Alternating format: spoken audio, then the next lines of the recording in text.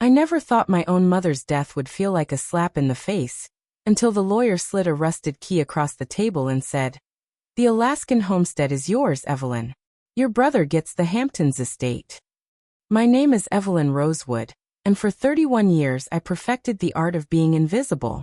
While my little brother, Julian, collected trophies, standing ovations, and our parents' undivided attention, I learned to speak softly, apologize first, and smile when it hurt. I was the good one, which everyone knows is code for the one we don't have to worry about. I told myself it was fine. I told myself love doesn't need to be loud to be real. I was lying. The day the will was read, my fiancé, Connor, didn't even wait for me to take off my coat. He was already pacing our tiny Brooklyn kitchen like a prosecutor. "So Julian gets the $8 million beach house, and you get, what exactly? A frozen shack no one's visited since the 70s. I tried to explain it was 40 acres and a cabin. My voice cracked on the word cabin. He laughed, short, cruel, final. "Jesus, Eve. Even your dead parents knew who the winner was." Then he yanked the engagement ring off my finger himself, dropped it in the sink like trash, and told me he refused to chain his future to someone life keeps proving is second-rate. The door hit the frame so hard the hinges screamed. I stood there in the sudden silence and believed every word. That night I booked the earliest flight north. One way. I left the ring spinning in the garbage disposal and didn't look back. The bush pilot dropped me at the end of a snow-covered track with a grunt and a warning. "Storm's coming. Hope you packed courage." The cabin looked like it had lost a fight with time. Roof caved on one side. Windows blinded by decades of ice. Porch collapsed into itself.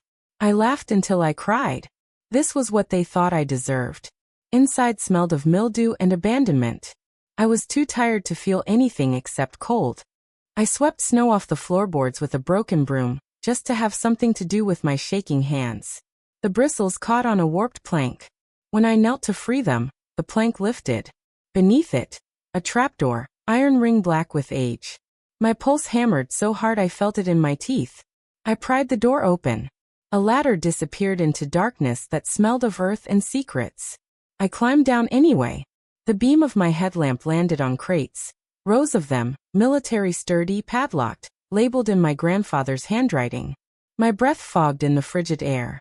I smashed the first lock with a rock. Inside, bricks of gold bullion wrapped in oilcloth. The second crate spilled bearer bonds and uncut diamonds the size of quail eggs. The third held deeds, mining claims, oil leases, timber rights, stretching across half of south-central Alaska, signed before statehood, still valid, worth hundreds of millions in today's dollars. At the back stood a leather trunk. My name was carved into the lid in my mother's perfect cursive. I opened it with fingers that no longer felt the cold. A single letter waited on top. "Evelyn, if you found this, you were brave enough to look where no one else bothered. We never worried about you flashing brightness, darling. We trusted your depth. Julian shines because he must be seen. You burn slowly, steadily. The kind of fire that warms a home for generations. Everything of real value is here. Guard it. Grow it. Live it. We always believed the future belonged to the daughter, who never needed to prove she was enough. Be outrageously, unapologetically enough now. All my love, Mom." I sat on the frozen ground surrounded by more wealth than Julian's Hamptons house could ever dream of and cried the way you cry when you realize you've been loved fiercely your entire life.